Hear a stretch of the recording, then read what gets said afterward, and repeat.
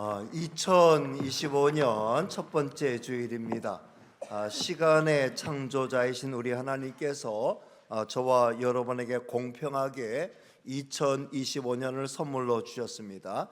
하나님의 선물로 시작된 2025년이 저와 여러분 모두에게 크나큰 축복의 한 해로 기록되기를 주님의 이름으로 축복합니다. 송구 영신 예배 때 말씀드렸던 것처럼 1년 내내 하나님을 나의 보배로 삼고 사는 저와 여러분이 되면 좋겠습니다. 1년 내내 하나님을 최우선으로 찾고 하나님의 얼굴 구하며 살면 하나님께서 그 얼굴을 우리를 향하여 드시고 온갖 하늘의 복과 땅의 복을 베풀어 주실 줄로 믿습니다. 2024년은 교회적으로 기쁘고 즐거운 그리고 감사한 한 해였지만 국가적으로 보면 매우 불행한 한 해를 보냈습니다.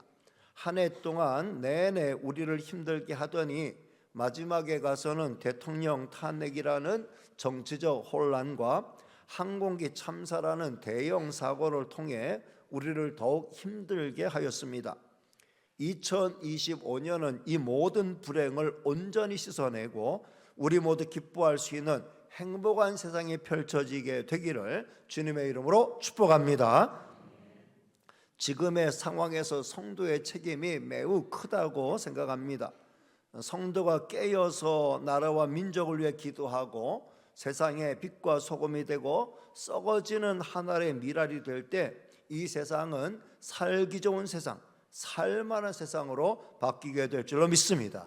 이 책임을 감당하는 저와 여러분이 다 되시기를 바랍니다. 성도 여러분, 지금 우리가 살고 있는 세상은 다원화가 보편화된 세상이죠. 절대 가치보다는 상대 가치를 더 추구하는 세상이에요. 그러다 보니 때로는 무질서하게 보이는 요소들이 많이 보입니다. 그러나 그 어떤 강력한 통제를 통한 질서보다는 자연스러움과 자유로움이 가져오는 무질서가 이 세상을 더 풍요롭게 만듭니다. 따라서 다양성은 존중이 되어야 마땅합니다. 그런데 이런 다양성의 풍조가 신앙의 세계에도 밀려 들어오는 것은 우리가 경각심을 가지고 일깨워 따져보아야 합니다. 영원하고 유일한 하나님마저 상대화하면 그건 하나님을 하나님으로 인정하지 않는 것이 됩니다. 그게 바로 불신앙이 되는 거죠. 구약 이스라엘 백성들은 우리가 하나님 섬기지 않은 적이 한 번도 없습니다 라고 말을 했지만 잡다한 우상을 겸하여 섬김으로 결국 하나님을 섬기지 않는 것과 같은 결과를 가져오게 되었습니다. 그게 바로 영적인 타락이고 영적인 간음이었다고 성경은 말씀하고 있죠. 혼란스러운 세상입니다. 이럴 때일수록 하나님을 향한 분명한 믿음을 마음속 깊이 간직하고 유연한 자세로 이 세상을 지혜롭게 헤쳐나가는 저와 여러분 다 되시기를 주님의 이름으로 축복합니다. 2025년 우리에게 표어는 총력 전도의 해, 목자 없는 양을 찾아서입니다. 지난 30년 동안 우리 교회는 하나님의 은혜를 힘입어 30년 동안 3번에 걸쳐 부흥의 파도를 경험했습니다. 첫 번째 파도는 개척 초기에 매주 새로운 가정이 등록하면서 그러면서 교회가 부흥했고, 두 번째 파도는 대우타워 아파트 상가 성전에서 이곳으로 이제 성전을 이전했을 때, 그랬을 때 다시 한번 두 번째 부흥의 파도가 있었고, 세 번째 부흥의 파도는 지금의 성전을 건축하고 난 다음에 우리가 경험했습니다. 그 사이 우리는 두 개의 지교회를 세울 수 있었습니다. 이제는 그동안의 은혜를 힘입어서 네 번째 부흥의 파도를 향해 나가야 할 때가 되었습니다. 저는 올해가 바로 그 시발점이 되는 해가 될 수 있기를 바랍니다. 그런데 교회 부흥은 절대로 우리의 마음대로 되는 게 아닙니다. 부흥의 주체는 우리가 아니고 우리 하나님이시기 때문에 그렇습니다. 우리가 우리의 목적을 이루기 위해 부흥을 부르짖을 때 번번이 실패할 수밖에 없었습니다. 반대로 우리가 하나님 앞에 엎드리고 가장 기본으로 돌아가서 하나님의 뜻을 추구할 때 자연스럽게 부흥은 이루어졌습니다. 지금 우리가 추구하고자 하는 부흥이 바로 그런 거죠. 우리의 목적을 이루기 위한 게 아니에요. 주의 전의 빈자리를 채워서 우리의 만족함을 추구하자, 이게 아닙니다. 우리가 추구하는 건 하나님의 목적을 이루는 것이고 하나님의 뜻을 이루는 것이고 우리를 향한 하나님의 명령을 수행하기 위한 거예요.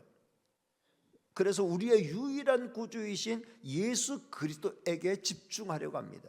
우리를 향한 주님의 뜻이 뭐고 우리를 향한 주님의 명령이 무엇인가, 주님이 친히 말씀하신 마태복음에 있는 내용들을 상반기에는 살펴보면서 우리를 향한 주님의 뜻, 특별히 전도하라고 하신 그 주님의 뜻을 잘 살펴가면서 우리가 그 뜻에 순종하고 나갈 때에, 그럴 때에 총력 전도가 이루어지게 되고 이런 많은 양들을 찾게 될 것입니다. 오늘 말씀은 예수님께서 공생의 사역을 시작하시고 난 다음 예수님의 사역을 가장 간략하게 이렇게 요약해 놓은 그런 말씀이에요.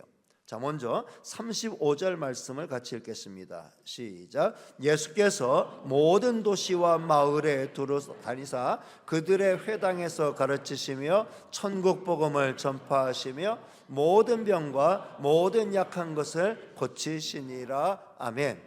예수님이 공생의 사역을 통해 구체적으로 힘쓰신 사역은 크게 세 가지죠. 가르치고 선포하고 치료하는 일인데, 물론 이 사역이 예수님의 사역 전체를 대변하는 건 아닙니다. 예수님이 하신 가장 큰 사역은 우리를 위해 십자가에 달리셔서 희생의 제물이 되신 십자가 사역이죠. 이 십자가 사역은 예수님이 가르치시고 선포하시고 치료하신 일에 다 직접 연결이 되는 중심 사역이에요. 지금 여기서는 십자가 사역은 빼놓고 예수님이 공생애 때 힘쓰셨던 사역들을 살펴보려고 합니다. 첫 번째, 예수님은 열심히 가르치셨습니다. 안식일에 회당에서 가르치셨고 평일에는 산 위에서 가르치셨고 들판에서 가르치셨고 어떨 때는 배 위에서 가르치셨어요. 예수님의 가르침은 당시 서기관들이나 바리새인들의 가르침과는 차원이 달랐습니다. 그도 그럴 것이 예수님의 가르침은 저자 직강의 가르침이었기 때문이죠. 구약 성경의 본문의 의미와 뜻을 명확하게 짚어주셨어요. 그리고 그 깨달은 말씀을 가지고 우리가 실제 생활에서 어떻게 적용하며 살 것인지를 구체적으로 가르쳐 주셨어요. 예수님의 말씀 가운데 어려운 말씀 하나도 없었고 누구나 다 이해하고 따를 수 있는 그런 말씀이었습니다. 오늘 우리의 가르침이 그래야 되겠죠. 가르치는 자가 무엇을 가르치는지도 모르고 가르친다면 소경이 소경을 인도하는 것과 하나도 다르지 않을 겁니다. 모든 가르치는 자는 학자의 지혜를 가지고 하나님의 말씀을 깨닫고 학자의 혀를 가지고 듣는 사람들이 다 이해할 수 있도록 지혜롭게 가르칠 수 있어야 되겠죠. 예수님은 가르치는 사역을 하셨고, 두 번째는 전파하셨습니다. 여기 전파했다라는 말을 헬라어로 케로소라고 하는 말이에요. 영어로 번역하면 proclaim, herald, 그러니까 선포하다, 전하다 라고 하는 뜻을 지닌 말이죠. 이 말의 명사형은 케루구마인데 공포, 선포라고 하는 뜻으로 쓰입니다. 예를 들면 임금의 명령을 전하는 자가 대중들 앞에 가서 공포할 때, 임금의 메시지를 공포할 때, 그럴 때 케로소라고 하는 이 동사, 또 케루구마라고 하는 이 명사를 사용했습니다. 그러니까 상당히 어떤 그 말을 전하는 자가 권위를 등에 업고 메시지를 전하는 그 메시지를 의미하는 말이죠. 예수님은 만왕의 왕으로서 하나님의 메시지를 능력 있게 선포하셨습니다. 회개하라, 회개하라, 천국이 가까웠느니라. 예수님 선포하셨어요. 하늘에 계신 너희 아버지의 온전하신 것 같이 너희도 온전하라. 너희는 먼저 그의 나라와 그의 의를 구하라. 그러면 이 모든 것을 너희에게 더하여 주시리라. 침상에 누워있는 중풍병자를 향해 예수님이 이렇게 선포하시죠. 작은 자야, 안심하라. 네 죄사함을 받았느니라. 이건 보통 사람들이 선포할 수 없는 말이에요. 12회를 혈루증으로 앓고 고생하는 그 여인을 향하여 예수님이 이렇게 선포하셨죠. 딸아, 안심하라. 내 믿음이 너를 구원하였느니라. 예수님의 말씀은 대단한 권위가 있었습니다. 이 밖에도 예수님은 보통 사람이라고 하면 감히 엄두도 내지 못할 말씀들을 엄청나게 선포하셨어요. 몇 가지만 예로 들어본다면 이런 거죠. 요한복음 5장 24절 말씀 같이 볼까요? 시작. 내가 진실로 진실로 너희에게 이르노니 내 말을 듣고 또 나 보내신 이를 믿는 자는 영생을 얻었고 심판에 이르지 아니하나니 사망에서 생명으로 옮겼느니라. 나 보내신 이를 믿는 자는 영생을 얻었고 심판에 이르지 아니하나니 사망에서 생명으로 옮겼느니라. 이거 엄청난 선포의 말씀이죠. 요한복음 6장 35절 말씀 보면 같이 볼까요? 나는 생명의 떡이니 내게 오는 자는 결코 주지 아니할 터이요 나를 믿는 자는 영원히 목마르지 아니하리라. 내가 생명의 떡이니까 내게 오면은 너희들 영원히 목마르지 아니한다. 이런 말씀을 누가 감히 할 수 있습니까? 요한복음 11장 25절부터 26절 말씀 보면 나는 부활이요 생명이니 나를 믿는 자는 죽어도 살겠고 무릇 살아서 나를 믿는 자는 영원히 죽지 아니하리니 이것을 내가 믿느냐. 이거 뭐 보통 사람이라면 감히 상상도 할 수 없는, 끄집어낼 수 없는, 생각도 할 수 없는 이런 말씀을 예수님은 선포하셨어요. 케루스 선포하셨습니다. 예수님이 십자가에서 마지막으로 선포하신 말씀이 뭐예요? 테텔레스타, 다 이루었다. 예수님이 이 땅에 오신 목적, 우리의 구속의 사역을 완성하셨음을 선포하셨습니다. 이런 말씀은 이 세상에 그 누구도 자신 있게 할 수 있는 말이 아니에요. 오직 하나님의 아들이신 예수님만 자신 있게 선포하실 수 있었던 말씀이에요. 성도 여러분, 우리도 이 말씀을 받아서 선포해야 된다는 거예요. 우리는 무엇을 선포해야 되겠습니까? 우리의 말, 우리의 주장, 우리의 사상을 선포해야 되겠습니까? 아닙니다. 우리가 자신 있게 선포할 수 있는 말씀은 오직 하나님의 말씀, 예수 그리스도께서 전해주신 말씀인 줄로 믿습니다. 전령자는, 헤럴드는 자기가 전달받은 그 명령을 전해주는 사명이 있는 거예요. 오늘 우리가 선포해야 될 사명을 가지고 있다고 하면 우리가 선포해야 될 메시지는 우리 주님이 우리에게 전해주신 말씀인 줄로 믿습니다. 우리는 그 말씀만 자신 있게, 이건 내 말이 아니에요. 주님의 말씀이 있기 때문에 주님의 말씀대로 선포하면 돼요. 이게 우리의 책임이라는 거예요. 세 번째, 예수님은 고치셨어요. 모든 병을 고쳐주셨습니다. 예수님은 우리를 직접 설계하셨고 우리를 직접 만드신 분이에요. 그러니까 우리의 구조를 가장 정확하게 하십니다. 그래서 가장 완벽한 치료를 하시는 거죠. 첨단 과학과 첨단 의술이 가장 많이 발달한 지금도 우리는 여전히 우리 몸의 구조를 100% 이해하지 못하고 있어요. 아직도 우리가 앓고 있는 병들 가운데 그 원인을 찾지 못하는 이런 병들이 너무나 많이 있어요. 아직도 원인 불명. 이 병이 어디서 왔는지, 같은 암이라도 이게 원인이 어딘지, 어디서 왔는지 그걸 찾을 수 없다는 거예요. 만 사람이면 만 사람, 천 사람이면 천 사람, 그 경우가 케이스가 다 다르다는 거예요. 성도 여러분, 우리의 모든 병을 온전하게 고쳐주시는 분은 우리 주님밖에 없는 줄로 믿습니다. 우리 주님이 우리의 몸을 온전히 살리셔서 영원히 살게 하시며 영원히 병들지 않게 하시며, 그리고 정말 이 땅에서 잠시 사는 날 동안에도 수많은 불치병, 난치병을 우리 주님이 고쳐주신 줄로 믿습니다. 예수님 심지어 죽은 자까지 살려내시는 어마어마한 기적을 이루셨어요. 왜요? 예수님이 우리를 만드셨기 때문에, 우리의 구조를 정확히 아시기 때문에 가능한 일이죠.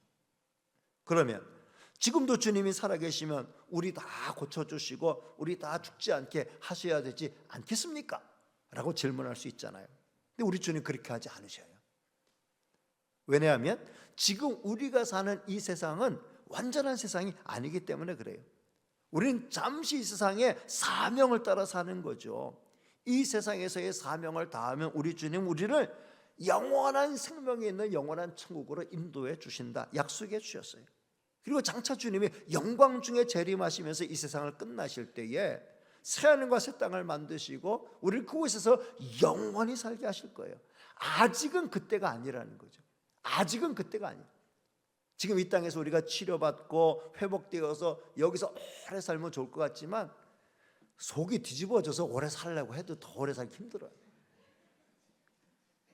속상한 일들 때문에, 안타까운 일들 때문에, 괴로운 일들 때문에 죽을 만하면 또 살려놓고, 죽을 만하면 또 살려놓고, 죽을 만하면 또 살려놓으면 정말 죽는 게 소원이다, 이렇게 말할 수밖에 없는 불완전한 세상이에요. 그러니까 주님이 그 세상에서 더 이상 고생하지 말고 네 사명 다 했으면 내게 와서 쉬어라.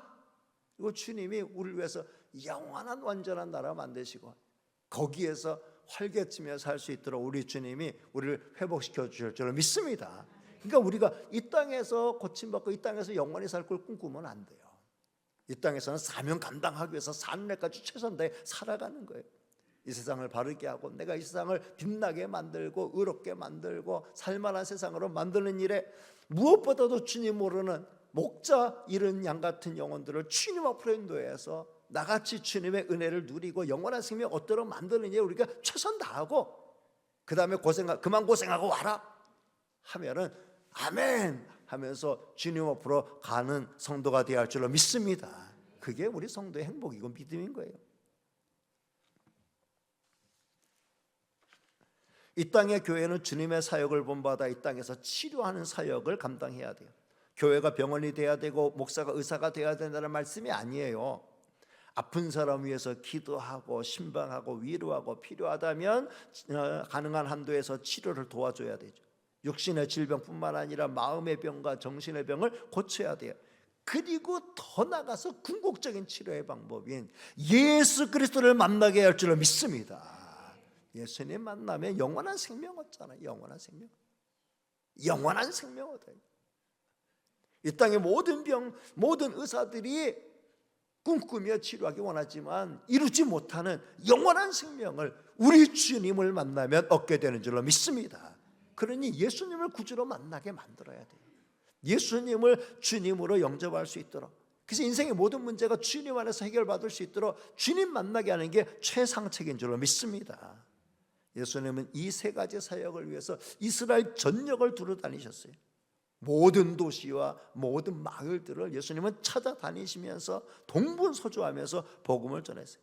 마치 예수님의 비유에서 나오는 것처럼 잃은 양을 찾아 헤매는 목자의 심정을 가지고 찾아다니셨다는 거예요. 주님이 그렇게 열심히 찾고 찾으시는 가운데 저와 여러분도 찾으셨고 저와 여러분 주님 만나고 생명의 주님, 영원한 우리 인생의 목자 예수님 만나게 된 줄로 믿습니다. 예수님을 자기의 구주로 모시고 예수님을 자기의 선한 목자로 모시고 사는 사람 정말 행복한 사람입니다. 예수님은 이 행복을 우리에게 주시기 위해서 우리 인생들을 찾아오신 거예요. 인생을 바라보셨을 때 목자 없는 양같이 고생하는 인생을 안타까운 마음으로 바라보셨죠. 36절 말씀을 같이 읽겠습니다. 시작. 무리를 보시고 불쌍히 여기시니 이는 그들이 목자 없는 양과 같이 고생하며 기진함이라. 목자 잃은 양의 신세는 매우 불쌍할 수밖에 없어요. 고생하며 기진하는 그 길을 걸어갈 수밖에 없어요. 스스로 먹을 걸 해결할 능력이 없죠. 사나운 짐승으로부터 자기를 방어할 능력이 없죠. 스스로 시력이 미약하기 때문에 길을 찾아 떠날 능력 또한 없어요. 목자를 잃는 그 순간부터 고난은 시작이 되는 거예요. 제대로 먹지 못하고 제대로 쉴 곳도 찾지 못하다가 사나운 짐승의 밥이 되어버리니 얼마나 참 보기에 가련합니까? 우리 주님은 우리 인생을 그런 모습으로 보셨어요. 우리 인생의 그런 모습을 보신 거예요. 스스로 큰 소리 치면서 인생의 희노애락을 노래하며 산다지만 어디로 향해 가는 인생인지 모르면서 먹고 사는 문제에 늘 목매어 살다가 여러 가지 질병으로 온갖 시달림을 당하고 마침내는 중병이 아니면 사고로 목숨을 잃고 지옥으로 떨어지는 인생을 보신 거예요. 짧은 인생 살면서 더 많이 차지하겠다고 아귀다툼하며 사는 모습이 지옥의 데자부 같은 거죠. 저들의 배후에서 저들의 영혼을 유린하는 사탄의 권세를 보았습니다. 주님은 목자 없는 저들을 찾으시고 저들의 영원한 목자가 되시기 위해서 이 땅에 우리를 찾아오신 것인 줄로 믿습니다. 길을 잃고 헤매던 어린 양이 참된 선한 목자 만나면 어떻게 돼요? 우리는 그 행복을 다윗의 시편 23편을 통해 선한 목자를 만난 양의 행복을 다윗이 노래한 걸 알잖아요. 시편 23편 1절로부터 4절까지 말씀을 나의 고백으로 한번 같이 읽어보겠습니다. 시작. 여호와는 나의 목자시니 내게 부족함이 없으리로다. 그가 나를 푸른 풀밭에 누이시며 쉴 만한 물가로 인도하시는도다. 내 영혼을 소생시키시고 자기 이름을 위하여 의의 길로 인도하시는도다. 내가 사망의 음침한 골짜기로 다닐지라도 해를 두려워하지 않을 것은 주께서 나와 함께 하심이라. 주의 지팡이와 막대기가 나를 안위하시나이다. 아멘. 이 다윗의 고백이 저와 여러분의 고백인 줄로 믿습니다. 2025년 선한 목자 예수님의 인도를 따라서 승리하며 살아가고 행복하게 살아가는 저와 여러분 되시기를 주님의 이름으로 축복합니다. 마지막으로 예수님은 예수님의 마음으로 같이 동력할 일꾼들을 찾으셨어요. 37절과 38절 말씀인데 같이 읽겠습니다. 시작. 이에 제자들에게 이르시되 추수할 것은 많되 일꾼이 적으니 그러므로 추수하는 주인에게 청하여 추수할 일꾼들을 보내주소서 하라 하시니라. 아멘. 추수할 것이 많다는 건 목자 잃은 양이 많다는 것과 같다는 말씀이죠. 저들을 선한 목자이신 주님께로 인도하는 일이 추수할 일꾼들이 할 일이란 거예요. 오늘 저와 여러분은 추수할 일꾼들의 수고를 통해서 먼저 주님께 인도받은 행복한 사람들인 줄로 믿습니다. 이제 우리가 할 일은 또 다른 추수한 일꾼이 되어서 주님이 찾으시는 이 추수할 곡식들을 주님 앞으로 인도하여 드리는 목자 잃은 양을 쳐서 참된 목자로 인도하는 책임을 우리가 감당해야 할 줄로 믿습니다. 그러기 위해서 저와 여러분은 주님의 마음을 닮아야 되고 주님이 하신 일을 본받아야 돼요. 그래서 다음 4가지를 실천에 옮기자고 제가 제안을 합니다. 첫째, 목자 없는 양을 향한 주님의 마음을 갖자. 따라합니다. 목자 없는 양을 향한 주님의 마음을 갖자. 주님은 우리 무리를 목자 없는 양으로 보셨어요. 심히 불쌍히 여기셨어요. 그리고 우리를 끌어안으셨습니다. 고생하며 기진한 모습이 매우 안타까우셨기 때문이지요. 지금 우리 또한 이 세상 사람들을 이런 눈으로 바라볼 수 있어야 됩니다. 너무 많은 사람들이 방향성을 상실하고 있어요. 바로 코앞만 보고 달려가고 있어요. 조금만 위에서 보면 답이 다 보이는데 조금 위에서 볼 줄을 몰라. 그냥 바로 코앞의 것만 바라보면서 엉뚱한 데서 답을 찾으려고 혈안이에요. 이런 자들은 다 사탄의 밥이에요. 미혹하는 용을 통해 조정하기가, 미혹하는 통해 낚아내기가 너무너무 쉬운 거예요. 일국의 지도자들이 미신에 사로잡혀 있는 모습은 안타까움을 넘어서서 미련함의 극치를 보는 것 같아 서글퍼지지요. 삶은 돼지떼가리 놓고 형통을 기원하는 고사상이 많이 사라진 것 같아. 이제는 예전에 차만 사면은 막 그 앞에다 뭐 그냥 돼지떼가리 갖다 놓고 안전운전을 기원하고 뭐 개업식 하고 뭐 하면은 돼지떼가리들 굉장히 많았는데 요새는 그런 거는 이제 좀 많이 사라진 것 같아요. 잘 안 보이는 것 같아요. 그거 본 지 꽤 오래됐어요. 그래서 이거 다 사라진 것 같은데 알게 모르게 이 무당들, 점쟁이들을 찾는, 그리고 거기에 자기 운명을 맡기는 자들이 너무 많은 것 같아요. 특별히 정치하는 사람들, 완전히 나름대로 똑똑한 사람이고 배웠다는 사람들, 유학까지도 갔다 왔다는 사람들인데 이게 완전히 돌대가리들이 뭐냐면은 아니 그 점쟁이한테 가가지고서 어떻게 하면은 당선되고 어떻게 하면은 출세하고 어떻게 하면 잘 될 수 있게 이런 걸 묻고 그거 따라다닌다니 정말 이거는 정말 한심해도 보통 한심한 게 아니고 마귀가 그렇게 조종하는 거예요. 제가 처음 천안에 내려왔을 때는 제 이름이 그렇게 널리 알려지지 않았어요. 근데 어느 순간 거리거리에 신점 뭐 현수막이 갖다 걸리기 시작하는데 정신없이 걸려요. 요새 조금 이제 자제하라 해가지고 요새 조금 이제 좀 덜 걸리는데 한동안은 보면은 그냥 거리마다 그 사거리마다 그 현수막 게시판이 있는 데마다 한 10개 걸려 있으면 한 2-3개는 신점이 딱 박혀 있는, 정말 그만큼 점쟁이를 찾아가고 미신을 찾아가는 그런 세상이 되었다는 거 아니겠어요? 여러분, 귀신의 인도 따라가면 망하는 거예요. 사탄의 인도 따라가면 망하는 거예요. 이 땅에서 성공하는 것 같은 건 성공한 게 아니에요. 낭패를 보는 게 큰 실패를 보는 거예요. 목자를 잘못 만나는 거예요. 선한 목자이신 하나님을 내 인생의 목자로 삼아야 되는데 하나님을 내 인생의 목자로 삼지 않고 귀신을 내 인생의 목자로 삼으니 그 인생이 형통할 수가 있습니까?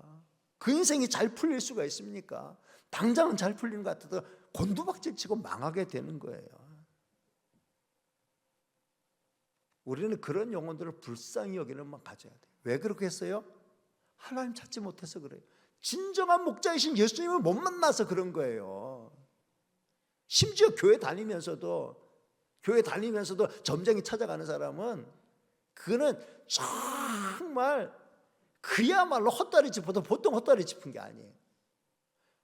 내 인생에 내 영혼을 책임질 진정한 목자가 여기 계신데 그 주님께 내 인생을 맡기고 주님의 인도 따라서 내 한평생 살다가 주님이 예배하신 영원한 천국에 가면 되는데 이 땅에서 어떻게 하면은 당장 돈 좀 벌 수 있을까? 어디 가면은 치료받을 수 있을까? 어떻게 하면은 더 잘 살 수 있을까? 점쟁이한테 찾아 물어보는 귀신에게 내 영혼을 맡기는 거예요.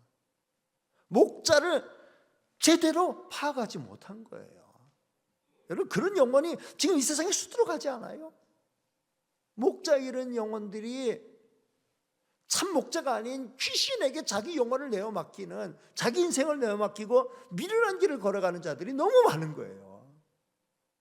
우리는 저들을 저주하는 게 아니라 불쌍히 여기는, 얼마나 미련한가, 얼마나 부족한가, 하나님 없이 살아가는 인생이 얼마나 미련 곰팡인가, 이걸 우리가 좀 알아야 돼. 그리고 불쌍히 여기는 마음, 예수님처럼 그 영혼이 그렇게 피폐해지고 그 영혼이 그렇게 헤매는 그 모습을 불쌍히 여기는 그 마음을 우리가 본받아야 할 줄로 믿습니다. 두 번째는 목자 없는 양을 당장 찾아가기에 앞서 기도하자는 거예요. 따라합니다. 목자 없는 양을 당장 찾아가기에 앞서 기도하자. 생명 노트를 작성해보자. 조일원 집사가 제안하지 않았습니까? 하나님 앞에 나오지 않고 헤매는 영혼들 내 주변에 많이 있어요. 내가 아는 사람들, 나와 관계된 사람들 이름을 적어놓고 기도하자는 거예요. 저는 제가 만나는 우리 족구 동호회 우리 목사님들과 하다가 요새는 이제 이 청년 회원들하고 이제 하면서 그들의 이름을 이제는 많이 알고 있어요. 그들의 이름을 하나님 앞에 아뢰며 기도 시작했어요. 그 탁구 동호회 가니까는 또 이게 저 교회 안 다니는 분들 많이 계셔가지고 또 그분들 이름을 불러가며 기도하고 있습니다. 연말쯤 돼서 어떻게 될지 한번 저도 기대하고 있어요. 하나님이 몇 명을 붙여주실까? 이름을 놓고 기도해보자. 여러분, 이름 놓고 기도하는 건 돈 안 드는 일이에요. 여러분의 생명노트에 누구를 기록했습니까? 묻지 않아요. 여러분이 마음의 생명노트에 기록하든 여러분의 성경 어디에 빈칸에 기록하든 또는 여러분의 핸드폰에 기록하든 여러분이 전도하고자 마음먹은 사람, 불쌍히 여기고 정말 이 사람이 교회 나왔으면 좋겠다, 이 사람이 주님 만나면 좋겠다 생각되는 사람 이름들 다 적어놓고 1년 동안 한번 기도해 보십시오. 그리고 전도할 기회를 찾아보시기를 바랍니다. 주께서 과연 몇 명을 내게 붙여주실까? 정말 불쌍히 여길 많고 저들의 이름을 기록해 놓고 저들이 나처럼 선한 목자이신 예수님 제대로 만나도록 도와주옵소서. 우리가 기도해야 할 줄로 믿습니다. 그렇게 기도하자는 거예요. 세 번째는 목자 없는 양을 주님께 인도할 좋은 방법을 찾아보자는 거죠. 당장에 저들을 주님 앞으로 인도하고 싶어도 그렇게 해도 안 돼요. 기도 많이 하고 가장 좋은, 그에게 가장 좋은 방법을 찾아갈 수 있어야 돼요. 기도하며 때를 기다리면서 연구하는 거죠. 어떻게 하면은 좀 더 그 마음을 살 수 있을까? 어떻게 하면 좀 더 자연스럽게 주님 앞으로 인도할 수 있을까? 이 사람의 성격과 이 사람의 환경과 모든 형편과 사정을 잘 알면서 그에 맞는 맞춤 전략을 기도하는 가운데 하나님의 지혜를 구해야 돼요. 이제 우리가 교회적으로 우리가 이런 식으로 생명노트에 전도할 대상자를 적어놓고 기도하면서 다양한 방법들을 찾아갈 때 교회에서도 다양한 프로그램과 다양한 전도의 방법들을 개발하려고 그래요. 그런 방법들을 내게 가장 적절하다 싶은 것들 여러분들이 하나씩 찾아서 각 사람의 그 경우에 맞게 적용해 보는 거죠.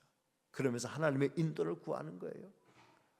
당장의 성과 거두기 어렵기 때문에 조금씩 다가가는 게 중요합니다. 무작정 기다리는 것만 아니고 열매 맺을 때까지 조금씩 물도 주고 영양제도 주고 나쁜 병균이 침범하지 못하도록 미혹하는 영의 공격을 차단시키면서 때를 기다리는 거예요. 그리고 마지막 네 번째, 결정적인 때가 되었을 때 따라합니다. 목자 없는 양을 주님께 인도하자. 때만 기다릴 수는 없잖아요. 드디어 때가 되었을 때, 이때다 싶을 때, 가장 좋은 때가 되었다 싶을 때 적극적으로 도전하는 거예요. 교회적으로 말하면 총동원 전도 축제 같은 때를 이용하면 좋죠. 단기 계획으로는 내가 개인적으로 만남을 갖고 정말 예수님을 전하고 내 믿음을 간증하고 그런 거 좋은 방법이고, 아니면 구역 단위에서 구역 예배에 초청하고 구역 모임에 초청하고 그래서 구역에서 같이 교제하게 하고 그러면서 작은 만남을 시작하게 하는 거죠. 좀 중기 계획으로는 이제 우리가 금년에는 전도회를 4개로 연령대별로 4개로 나눴으니까 그 연령대에 맞는 초청 대상자들을 이제 그 전도회가 주관이 돼가지고 그 전도회 우리 시니어 그룹이라고 하면은 시니어 그룹에 맞는 분들을 그 맞는 프로그램을 가지고 우리가 연중에라도 우리가 한번 그런 이제 초청 잔치를, 또 그다음에 우리 젊은 세대들이라고 하면 젊은 세대에 맞는 그런 어떤 프로그램을 가지고 그다음에 그들만을 대상으로 해서 전도의 어떤 접촉점을 마련할 수 있는 잔치를 연다든지 어떤 파티를 연다든지 아니면 어떤 집회를 연다든지 어떤 프로그램을 공연한다든지 다양한 방법으로 한꺼번에 전체 연령대를 한꺼번에 모아놓고 하는 것은 연령대별로 호불호가 있기 때문에 그 연령대에 맞게 한번 해보고 그다음에 또 전체 교회가 또 만나서 또 하는 이런 프로그램도 계획해보고 해가지고 다양한 방법으로 한번 열심히 노력해보자는 거예요. 그래서 2025년은 우리 교육자들이 정말 이 전도 어떤 그 역량을 키우고 또 전도의 방법을 개발하는 데 집중하려고 합니다. 여러분들 가운데도 좋은 아이디어가 있으면은 여러분의 목사님들한테 말씀하셔가지고 그래서 좋은 방법 있으면은 채택할 거예요. 돈이 좀 들어가도 거기에 재정 그렇게 많이 아끼지 않을 거예요. 돈 들어가는데 한 영혼이 천하보다 귀하다 그랬어요. 한 영혼이 천하보다 귀하다 그랬어요. 주님은 한 영혼의 가치를 우리가 정말 소중히 여기고 돈 하지 마세요. 돈을 쓰라고 있는 거예요. 전도하라고 있는 거예요. 영혼 구원하기 위해서 하나님이 기뻐하시는 선한 사역 하기 위해서 우리가 헌금하고 그 주님 앞에 드리고 우리가 섬기는 거 아니에요. 그 목적을 위해서 우리가 필요하면 잘 쓸 수 있어야 돼요. 또 이번에 예산도 그런 쪽으로 잘 세워놨어요. 여러분들이 교회 돈 없는데 돈 하지 마시고 돈 얘기 꺼내지 말고 하셔요. 열심히 전도하시고 정말 봉사하시고 여러분 섬김의 기회를 찾아 정말 한 영혼을 주님 앞으로 인도하는 여기에 초점 맞추세요. 정말 주님을 모르는 목자 잃은 양이 참 목자이신 예수님을 만나서 영원한 생명 얻을 수 있으면 이것이야말로 가장 귀한 열매를 주님 앞에 드리는 것인 줄 알고 주님이 가장 기다리고 원하시는 것인 줄 알고 이 뜻을 이루어드리기 위해서 열심히 달려가는 저와 여러분 다 되시기를 주님의 이름으로 축복합니다. 기도하겠습니다. 은혜로우시고 사랑 많으신 하나님 감사합니다. 2025년 하나님의 은혜 가운데 시작하게 해주셨으니 감사합니다. 2025년이 정말 복된 한 해가 되기를 원합니다. 목자 잃은 양들을 주님 앞으로 인도하는 한 해가 되기를 원합니다. 이 일에 우리가 정말 전 교회적으로 총력 전도하려고 하오니 하나님 전도의 문도 열어주시고 전도의 대상자들의 마음을 움직여 주시어서 정말 많은 영혼들이 우리처럼 영원한 목자, 생명의 목자 예수님 만날 수 있도록 도와주시옵소서. 모든 말씀 예수님의 이름으로 기도하옵나이다. 아멘.